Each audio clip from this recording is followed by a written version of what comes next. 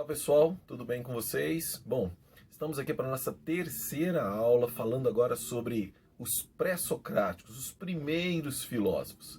Mas uma coisa diferente que nós vamos fazer nessa aula que é dividir em duas partes.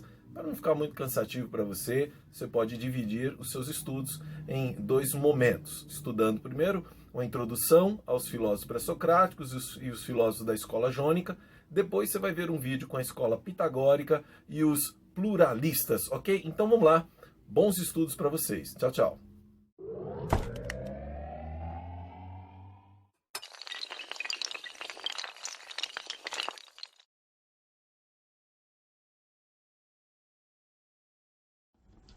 Para falar então dos pré-socráticos, a gente precisa ter algumas coisas em mente antes.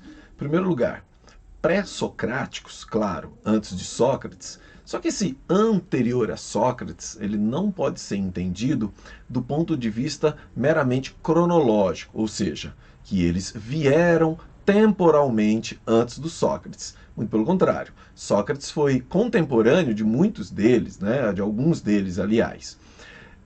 Essa questão de pré-socráticos, ela está muito relacionada à ênfase da visão filosófica, ou seja, o objetivo da filosofia, os pressupostos que norteiam a filosofia pré-socrática são pressupostos diferentes da filosofia que Sócrates vai desenvolver, como também a sua finalidade. Bom, quando a gente pensa pré-socráticos, a gente deve imaginar, sim, uma filosofia muito rica, um conteúdo muito interessante.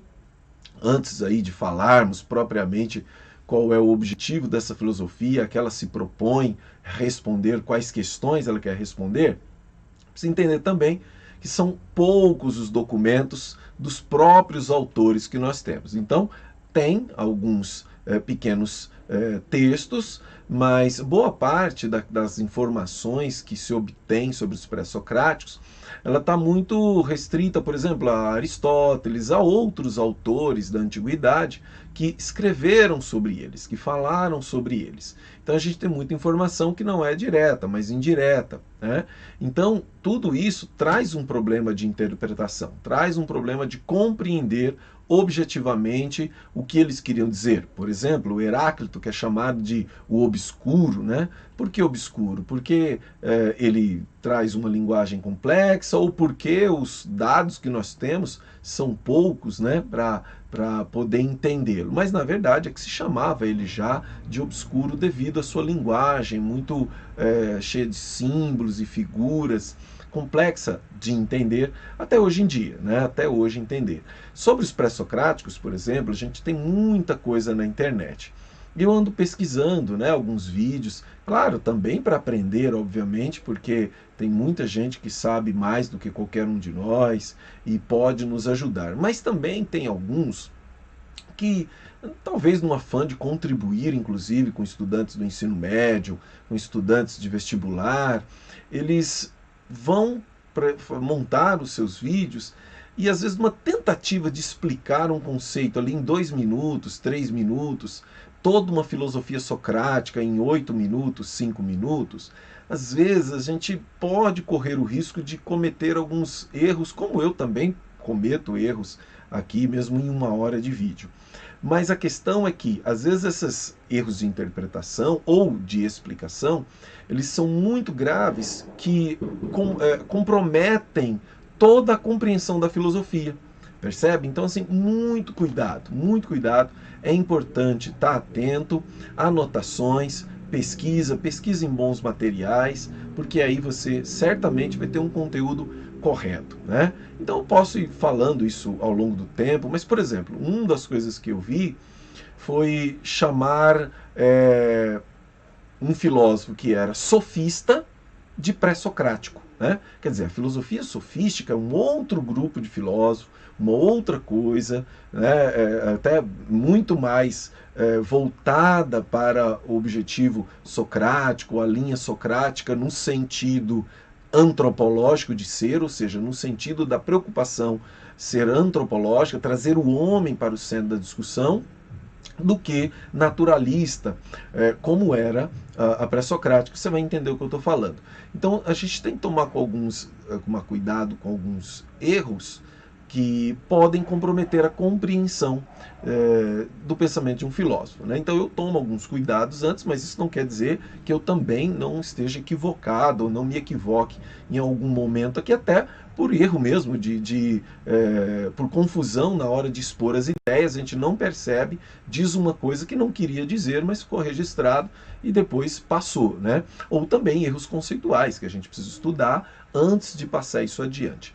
Ok? Então nós vamos para a nossa aula, então conhecer esses filósofos pré-socráticos, qual é a preocupação dele, o que eles têm aí para a gente aprender. Ok? Então vamos lá.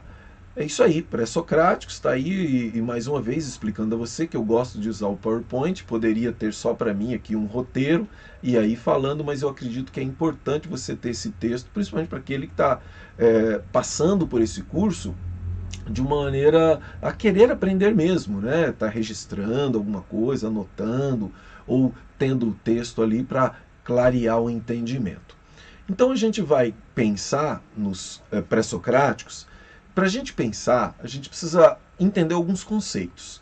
Eu poderia colocar aqui no mínimo 4 conceitos, mas neste momento eu vou colocar só 2 e vou explicando os outros ao longo do tempo, ao longo da aula aqui. Bom, o primeiro conceito é physis. Para a gente entender os pré-socráticos, a gente precisa entender esse conceito. Physis, do grego, né, que é a nossa palavra física, ou físico, a ideia das coisas físicas, daquilo que é concreto, a ideia daquilo que é palpável, inclusive envolvendo as ideias da física mesmo, do movimento e tudo mais. Tudo que é relacionado à física, nós normalmente temos uma compreensão diferente daquilo que physis representava para os pré-socráticos ou na Grécia Antiga. Bom, physis para aqueles homens tem o sentido de natureza. Mas cuidado, outra coisa que eu vi em alguns vídeos foi chamar a physis de fenômenos da natureza. A physis são os fenômenos da natureza. Não, a physis diz respeito à natureza das coisas. Physis no sentido de natureza das coisas. Qual é a natureza do universo? Qual é a natureza da chuva? Qual é a natureza do movimento, por exemplo, né? Qual é a natureza disso? Natureza das coisas. Então está relacionado, como eu anotei para vocês, o sentido originário da realidade primeira e fundamental de cada coisa.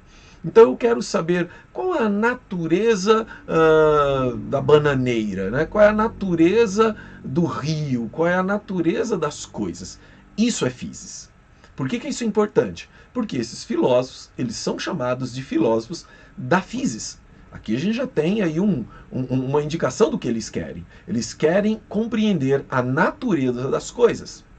E aí entra um segundo conceito que, somado ao physis, vai ajudar a gente a entender, que é o conceito de arquê. A palavra arquê você conhece, arqueologia, arqueólogo, né? Arquê no grego quer dizer princípio, começo. Né? Se você já teve a oportunidade de ler algum texto em grego, por exemplo, da Bíblia, do Novo Testamento, João capítulo 1, versículo 1, tem lá o arquê, en arken hologos, ou seja, em o princípio era o verbo, logos no sentido de verbo, palavra, razão. A gente pode voltar a isso em outro momento, quando a gente for falar do Heráclito Parmênides, o logos, que é central na filosofia heraclitiana. Mas arquê quer dizer o princípio. Nesse sentido, princípio tem a ver com qual é o princípio eterno do qual todas as coisas foram criadas. Então preste atenção, qual é a preocupação dos pré-socráticos? Eles estão interessados em conhecer, em compreender a natureza das coisas. Especificamente, qual o elemento que deu origem a todas as coisas? Deu origem a tudo que existe. Perceba aqui, isso é importante, por isso que a gente vai fazer essa aula em vários blocos, porque tem que ser explicado alguns elementos importantes da filosofia pré-socrática, que é a ideia de que, dentro da consciência mitológica, tudo era explicado a partir dos mitos, certo? Nós já vimos isso em outra aula. tudo era explicado. Se o mar está revolto, é o Poseidon que está bravo, está trovejando, é o Zeus, o mal é a caixa de Pandora, e assim sucessivamente, inúmeros mitos, ok? Então, tudo se explicava de maneira mitológica. Agora, os filósofos pré-socráticos, eles surgem com uma nova ideia, ou seja, uma nova postura, um novo paradigma.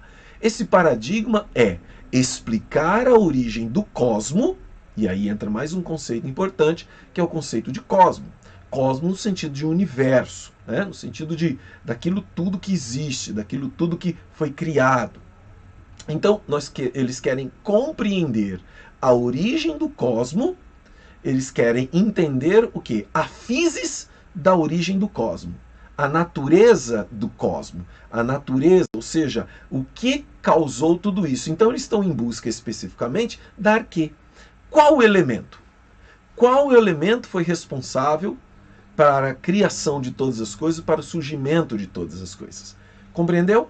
Então, muito importante isso. Entretanto, uma coisa que já precisa ser dita também, introdutoriamente, que não é porque eles deixaram de explicar por meio dos mitos e passaram a explicar de maneira racional, ou seja, de uma maneira a apelar para a razão, apelar para a compreensão, entender a natureza das coisas, não mais sendo explicada a partir dos mitos, mas a partir de uma compreensão que viesse por vias racionais, que eles abandonaram os pressupostos religiosos.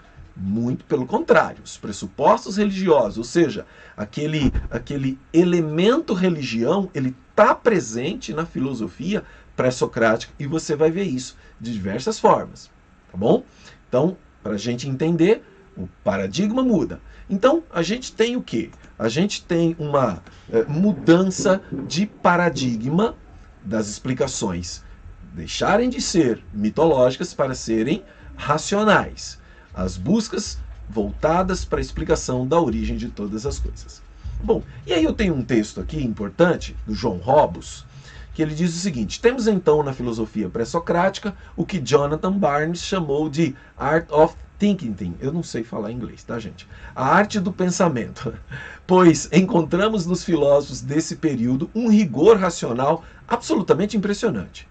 Eram, por assim dizer, cientistas em um período em que não havia uma distinção entre ciência e filosofia, que tinham como objetivo observar os fenômenos, entendê-los, explicá-los de modo aberto, não afetos aos dogmas dos poetas míticos, mas conduzidos pela razão, pela argumentação.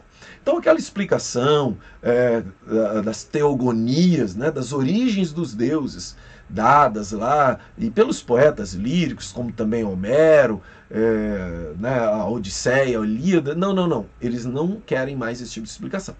Queremos uma explicação racional que venha por meio da argumentação.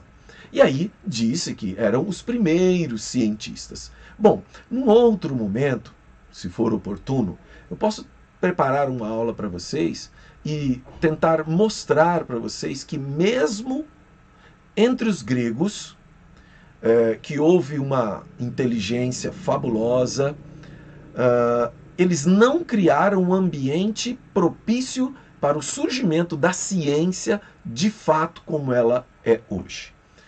Vou deixar essa curiosidade para vocês pesquisarem, procurarem entender, já que eles eram inteligentes, por que o ambiente religioso, até filosófico deles, prejudicava na concepção científica como temos hoje.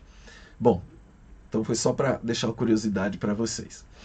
Então, o fato é que as explicações agora ela têm um fundamento racional e não mais mitológico, ainda que, deixando bem claro, que esse elemento religioso ele ainda permeia todo esse pensamento racional. Bom, e aí a gente tem aqui uma sentença importante. Enquanto os pré-socráticos tinham uma preocupação cosmológica, Sócrates surge com uma preocupação antropológica. Por que eu quis fazer esse jogo aqui? Porque pré-socráticos, para você entender a nuance da coisa.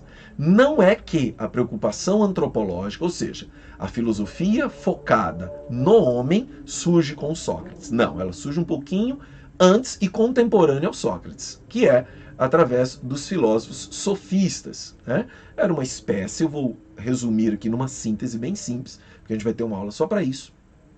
Era uma espécie de professores de retórica, de oratória, que ensinavam e ganhavam algum dinheiro com isso, e isso traz um peso negativo. Sócrates, Platão, até o próprio Aristóteles, que é mais condescendente com eles, ainda os critica, até dizendo que o que eles faziam não era filosofia. Mas isso é para uma outra aula. A ideia aqui é de nós entendermos que os pré-socráticos têm uma preocupação cosmológica, em explicar a origem do universo, a physis, a natureza do universo. E para isso eles estão em busca da arquê. Qual é o elemento de origem a todas as coisas?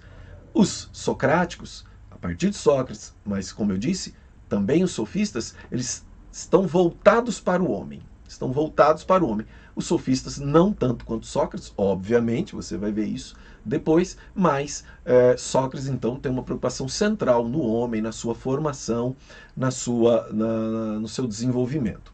Inclusive para a vida em sociedade, a gente vai ter isso desenvolvido em Aristóteles de uma maneira muito intensa, por meio da ética. E aqui então eu trouxe um mapinha para vocês, distribuindo geograficamente aí os filósofos pré-socráticos. Você vai ver que boa parte deles surge aí na Ásia Menor, né? Na Ásia Menor, então você tem o Pitágoras, por exemplo, que é da cidade de Samos, mas vai acabar desenvolvendo a filosofia dele mais na Península Itálica. Você tem então o Heráclito, que é da cidade de Éfeso, uma cidade conhecida para quem tem conhecimento aí do Novo Testamento. Éfeso é a cidade natal de Heráclito, um importante filósofo que nós não falaremos nessa aula. Por quê? Porque nós falaremos no momento oportuno, eu explico já por quê. E aí tem então o trio Parada Dura, e o Tales, o Anaximandro e o Anaxímenes, que são da cidade de Mileto. Tales considerado então o primeiro filósofo. E aí, ali na região ainda, né, pertencente à Itália, em Agrigento, você tem o Demócrito e o Empédocles, que são importantes. Subindo aí na Península Itálica, você tem o Zenão e o Parmênides, que são da cidade de Eleia. Então você tem a filosofia eleática ali, ok? Então, onde tem aqui, ó, o Pitágoras, essa galera aqui, a gente chama de Jônia. Essa região é chamada de Jônia. Só que esse filósofo, Pitágoras, ele não é considerado da escola jônica. Por quê? Ele vai desenvolver a sua filosofia aqui, nessa região. Então, ele é da cidade de Samos, mas ele vem para cá. E aí vão ficar esses aqui. Esses são jônicos. E aí, quando a gente vai trabalhar esses três, a gente chama de milesianos, filósofos de Mileto, tá bom? Por que é importante isso? Porque as escolas, elas vão ter enfoques diferentes, né? Então você tem escola jônica, você tem escola pluralista, você tem escola pitagórica, escola eleática, ou seja, de acordo com a ênfase do trabalho dos filósofos é que dá nome à escola. Não escola como um prédio, como a gente já sabe, né? E deve entender. Bom, continuando então, vamos começar só entendendo então as escolas para ficar mais fácil. Aqui, na escola jônica, então você tem o Tales, o Anaximandro, o Anaxímenes e o Heráclito de Éfeso. Como eu disse, por uma questão de conteúdo, né? O Heráclito vai ser estudado numa outra aula com Parmênides. Por quê? Porque eles vão estar envolvidos numa questão ontológica, a questão sobre o ser, o estudo sobre o ser das coisas, a essência, a substância das coisas. E também eles estarão envolvidos numa grande questão, que é a questão da kinesis, ou seja, a questão do movimento, da mudança. Então eles vão ser estudados numa aula individual, porque eles eles têm um debate muito empolgante, muito interessante sobre isso. E aí você tem a escola eleática, com Parmênides e o Zenão, mais uma vez, o Parmênides e o Heráclito separados. E a escola pitagórica, principalmente o Pitágoras, lembrando também que aqui são os principais de cada escola, ok? Não são os únicos, tem outros, mas nós vamos passar pelos principais, ainda que de maneira bem rápida. E a escola pluralista, né? O Empédocles, o Anaxágoras, o Leucipo e o Demócrito, ainda que alguns deles sejam chamados de escola do monismo, né? Mas nós vamos entender que eles fazem parte desse grupo do pluralismo, dos pluralistas.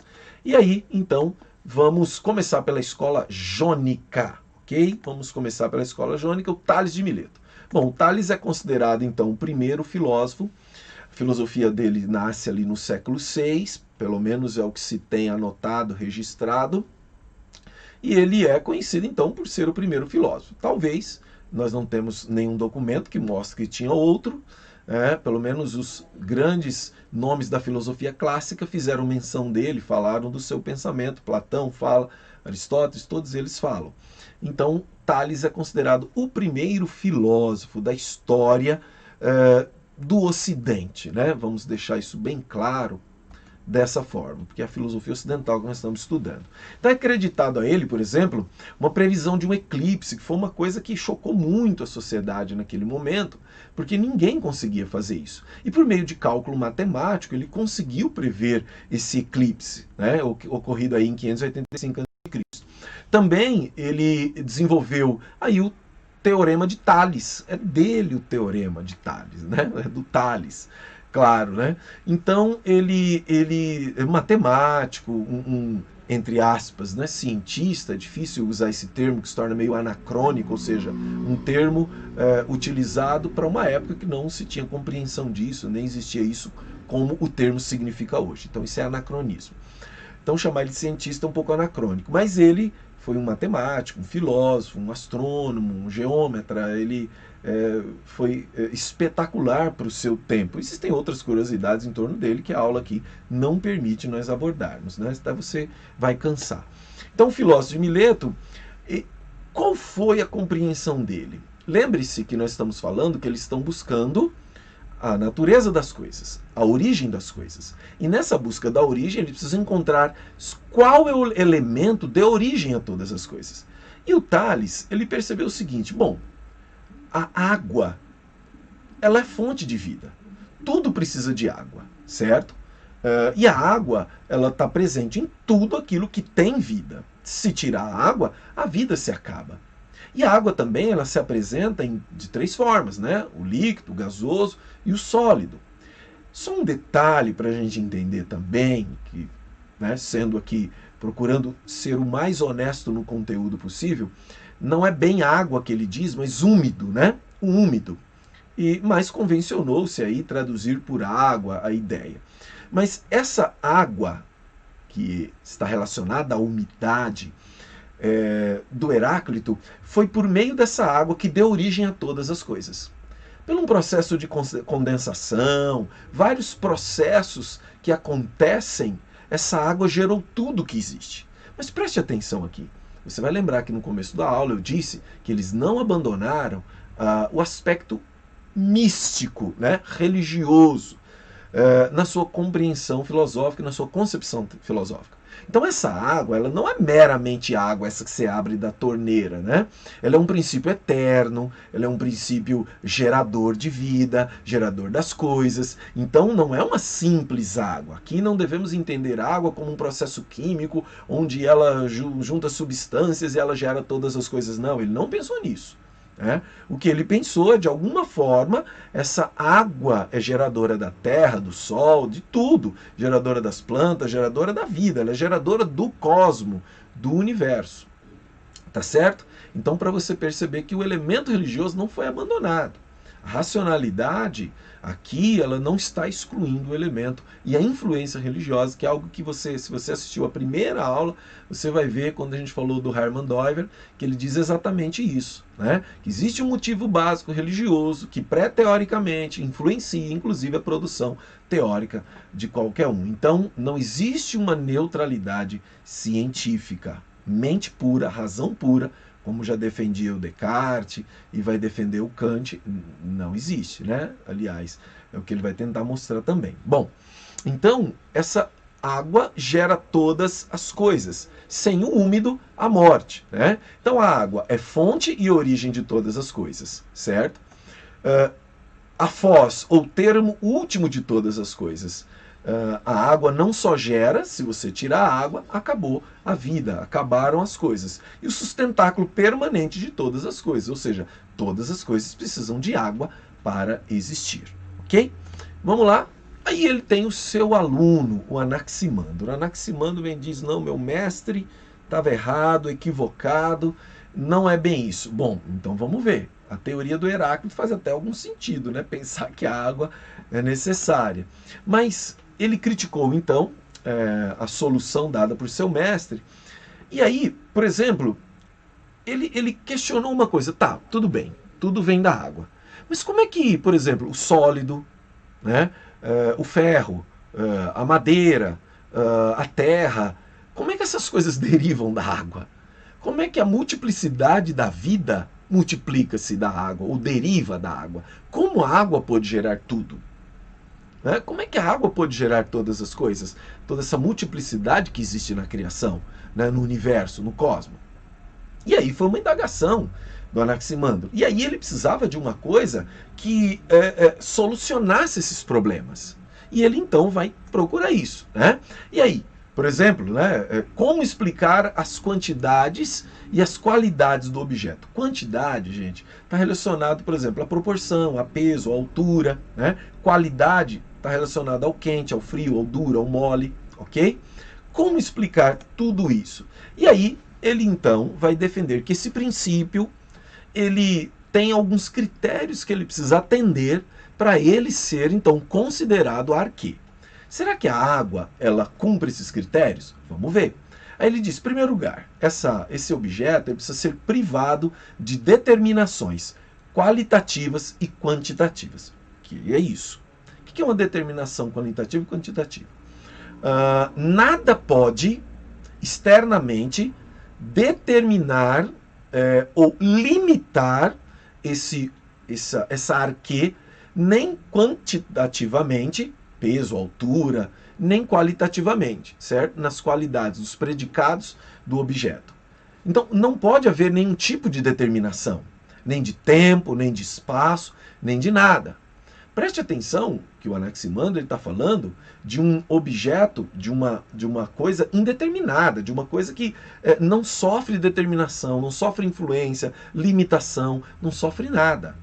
Ela é quase uma coisa autoexistente e causa de si mesmo. Se você pensou em Deus, por exemplo, é uma figura apropriada aí, né? Bom, e aí ele deve ser infinito espacialmente e indefinido qualitativamente. Então, não pode ser uma coisa que seja limitada ao tempo.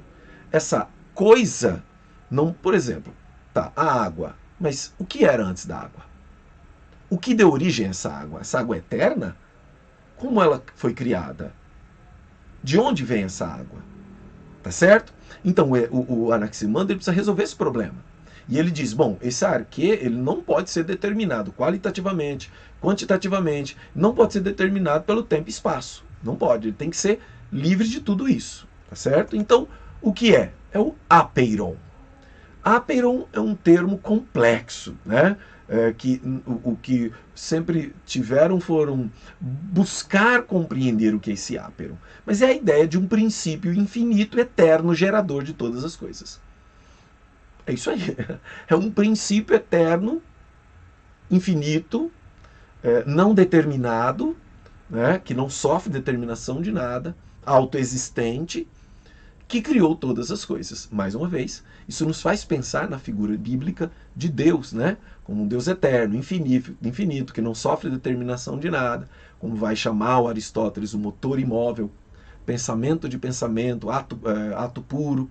Né? Então, nós vamos pensar sempre em Deus nessa coisa. Mas esse Apeiron ele não pensou em Deus, ele pensou em alguma coisa com essas características, com as características que nós encontramos na pessoa de Deus na Bíblia. Então, o nascimento das coisas está ligado à oposição dos contrários, sentido de expiação aqui. Bom, para a gente entender.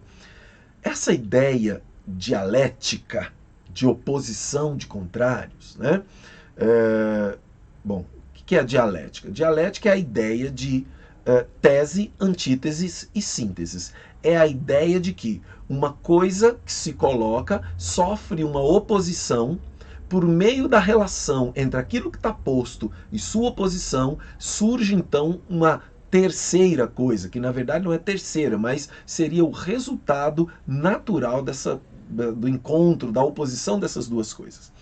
E aí ele vai começar a desenvolver uma coisa que o Heráclito vai aprofundar, né? Mais tarde. Ele vai dizer então que as coisas surgem por meio dessa oposição de contrários. Por que aqui tem o sentido de expiação? Porque a ideia de que para nascer uma coisa, nessa oposição, uma coisa tem que morrer.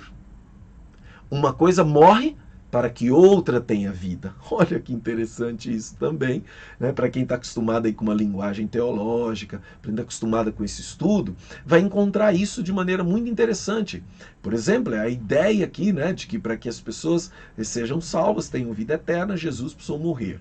É a ideia da oposição entre o pecado e a santidade de Deus. Jesus morre, tem que morrer para que as pessoas possam receber vida. Então, a ideia do nascimento dos contrários, claro que ele não está aplicando a nada disso, né? Eu que estou fazendo esse paralelo aqui para vocês compreenderem, fazer alguma relação, porque certamente vem à cabeça de quem ouve, né? Certamente vem essas coisas, quem está acostumado, claro, aí com esse ambiente bíblico, de estudar a palavra de Deus, de igreja, de ouvir isso, vai estar e vai identificar isso. Então, arque, aquilo que deu origem a todas as coisas, é isso aí, esse áperon, esse princípio infinito, eterno, não determinado, que deu origem a todas as coisas, ok?